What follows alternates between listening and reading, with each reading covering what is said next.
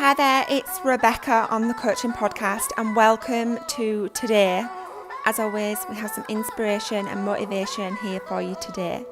And if you love this, then please do head over to thesuccesstribe.co and register for our emails with super cool information and value straight to your inbox.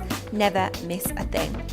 Head over to the Facebook page, Rebecca Lockwood, The Success Tribe, and catch me live every Monday, Wednesday and Friday between 9 and 11 a.m. London time. Enjoy. Welcome, Lisa, to the podcast. Thank you. It's so exciting to have you here.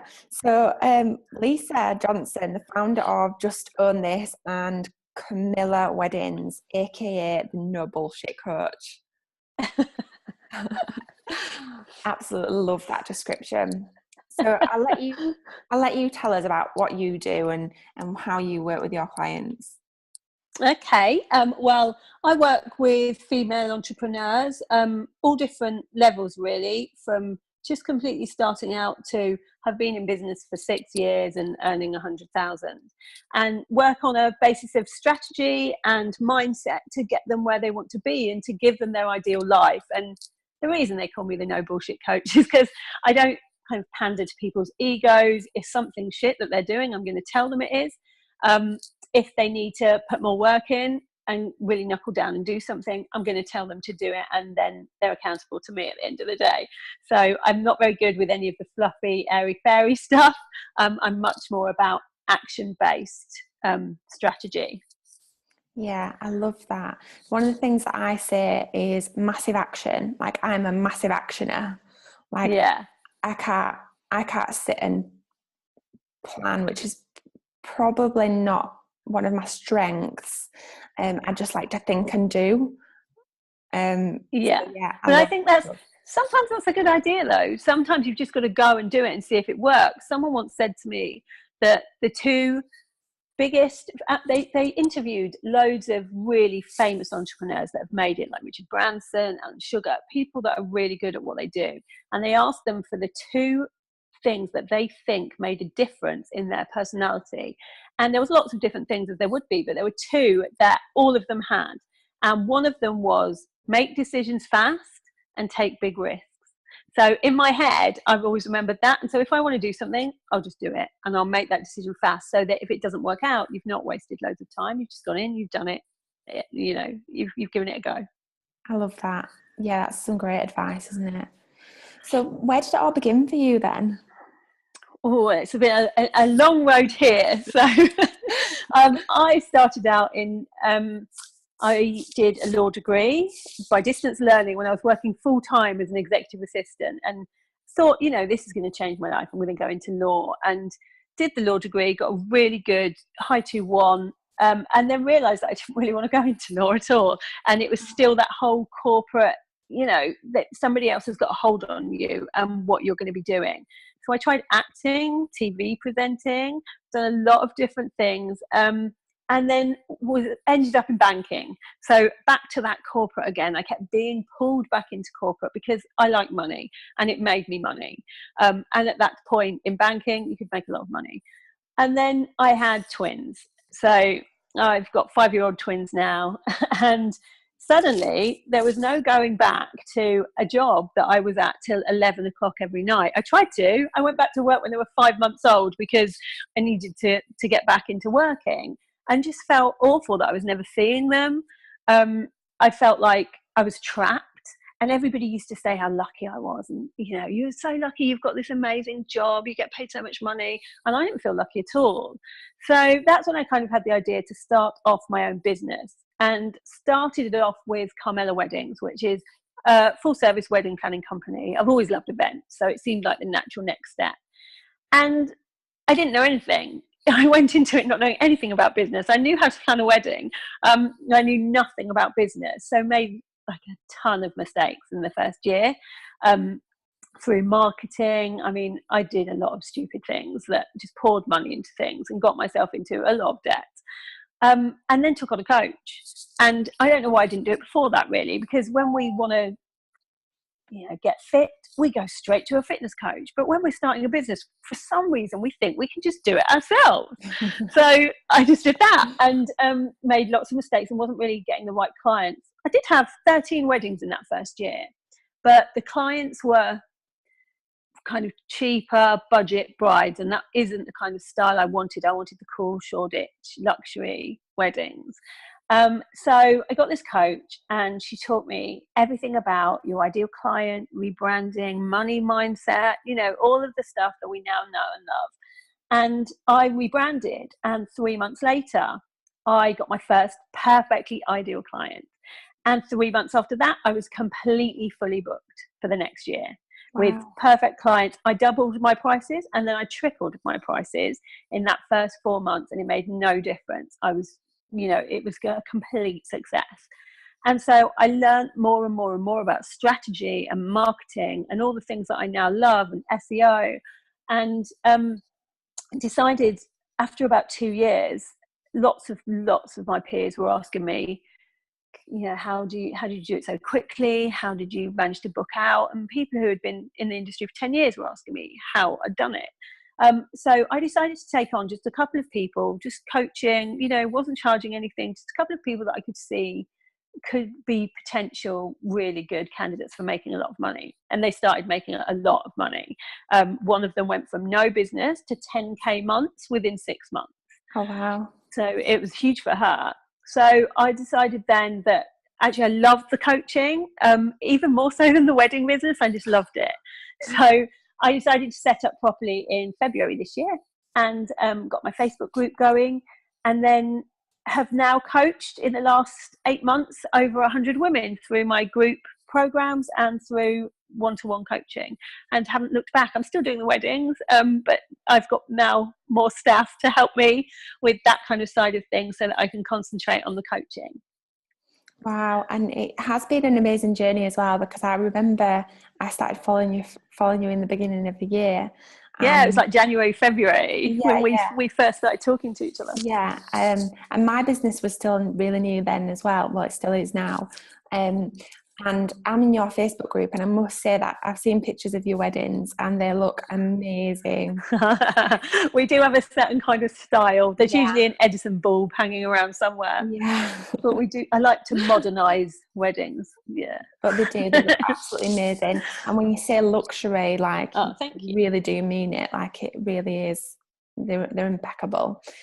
So moving into the coaching then, did you start off with just wedding businesses? How did that happen? Yeah, I did. So I started out with just, in the first sort of 2 months, I started off with just wedding businesses. There's 2 or 3. In fact, they were just wedding planners at the beginning. And then I branched out into wedding businesses. So there were more stationers and bakers, because I thought they're the people that I could help the most, because I understood what they needed to do in the wedding world to get there. And then I realized that the things I was teaching, actually, they go across all businesses. Marketing and strategy and mindset, that's all businesses, no matter what you're doing. So started to take on an artist, a private investigator, 2 coaches, quite a few different kind of people and different kind of businesses and industries. And it was right. It works across all sectors. So as long as you've got a strategy going, you'll get there. It's about consistency, being persistent, and just knowing that you're going to make it, and then you will. Yeah, and taking massive action. Yeah. Oh, absolutely. That's the biggest part of all. You cannot just sit there and write a list of what you want without knowing how you're going to get there. And the hardest part for people is strategy, because they know they're at A, they know they want to get to B, they can see what it will feel like. They've done the visualizing, they know what it's going to feel like, but they have no steps to get there, and they can't see it because they're overwhelmed by how much work there's going to need to be done. So I sit there and we put a strategy in place so that they can launch their business and start getting the right clients. Or if they've already had a business and they really want to up level, it's just about, putting a strategy in place to do that, whether that's taking on staff and different things like that. What would you say then has been like the biggest challenge in setting up your business and kind of coming through this transition? The hardest thing is just at the very beginning, knowing where to start. You feel like there's this mountain of things that you're going to have to do.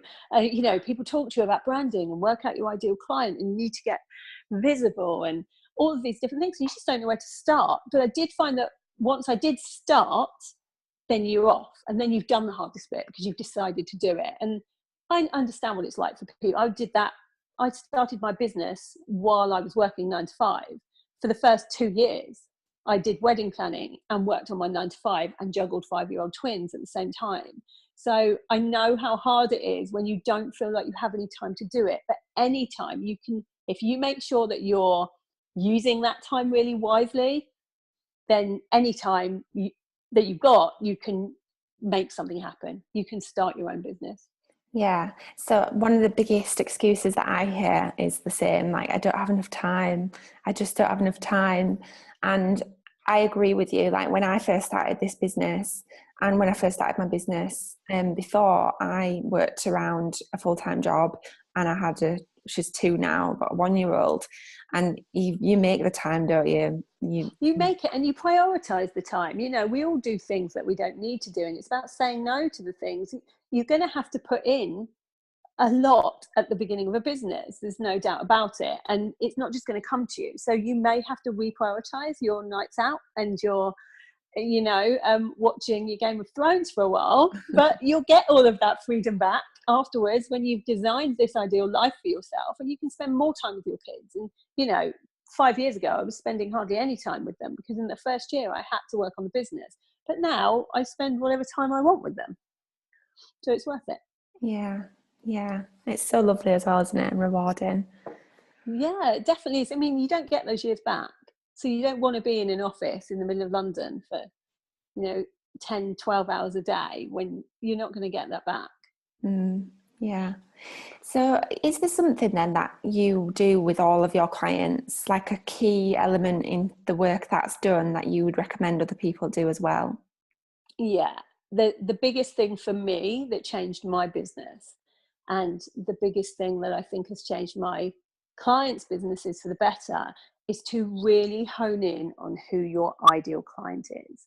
So if we go back to the wedding business I started, I didn't really know who my ideal client was, and I was just taking anything I could get, quite frankly, because it was a new business. So if there were, you know, somebody came that wanted a marquee wedding, I'd do that. If somebody wanted a barn wedding with bunting, I'd do that. And once I decided to rebrand only for my ideal client, and I spent weeks working out every single little thing about this ideal client. I knew where she went for coffee. I gave her a name. I know everything about her, and that's a process trying to work that out. Once I'd done that process, then I rebranded, and I was scared because my website, when I rebranded, would cut out 95% of the people getting married. It wouldn't interest them because it was so niched. It was warehouse weddings. It was, you know, quite dark, masculine, a bit cooler kind of weddings. But still people who were, you know, wanted to spend 60 to 80,000 pounds on their weddings. And that's a very, very small niche, but you don't need everybody. You only need some. And so as long as those people in the industry then know to go straight to you, you'll get all of the clients you need. There are millions of people out there. So I only needed 15 a year to be fully booked.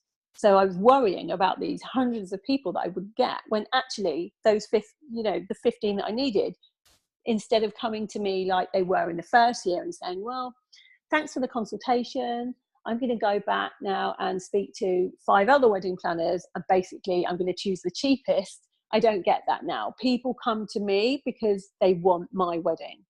They want the way I do it. They know exactly that I'm on their page because my website, my wording, my images, everything about my branding speaks only to them. And someone once said to me, and it's stuck in my mind, that if you've got your ideal client right, it's like standing in a crowded room and shouting their name so that they have to look at you. And that's what it's like. There's so much information out there. You're bombarded with messages. If you get your ideal client right, everything else that follows from it works. You know exactly what to write because you know how to speak to them. You know what to put on Instagram. You know when to, because you know where they're going to be at that time, whether they're going to be commuting on a train or, you know, where are they going to be. So everything becomes easier. Yeah, I completely agree. And I always find, especially with my clients, is that when they're starting to feel overwhelmed and like they've got a lack of direction, they just don't really understand who their ideal client is. So, That's right. like, because like you say, once you know that and understand that, everything else will just flow, because you know who Flows you're from it. targeting, you know where you're targeting, you know what messages, you know what words they use, you know what will resonate with them. Yeah, that is amazing. It's so much easier. And it also just means that they know that you get them.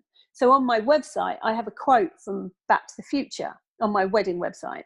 And I knew that most people getting married would look at that quote and go, what the hell is that? Like, what is she talking about? But the people that book me go, love that you put that quote on there. It's one of my favourite films, because they're geeky like me. So they get it. And that's what you have to do. Just like specifically only talk to them. So what is your favourite film? Oh, I have so many. That's like the hardest thing ever to ask me, because I'm a proper film buff. Oh, So I watch everything. But I love Kingsman. That's just like the best film ever. If you haven't seen that, Rebecca, you've got to watch it. It's really, really good. I think I've seen bits of it. Have you seen what's that one called? Have you seen Arrival? Yeah. Yeah, I quite like it. I just watched a new one called Life, which is a bit like Arrival. It's quite good. Yeah, I think I watched that. Yeah, that's really good. I like all the big blockbusters. I like things where the earth gets destroyed. Yeah. Those kind of apocalyptic kind of things, or where giant gorillas like Kong kill people. Yeah. Have you seen the new Apes one? I know I'm going to see it though. Like, I love stuff like that.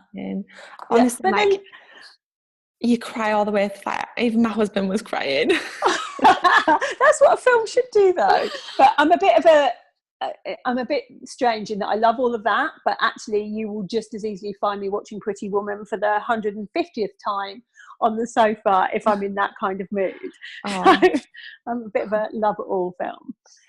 So, like, what's your go-to place then when you feel like you need some inspiration or some motivation? What do you do?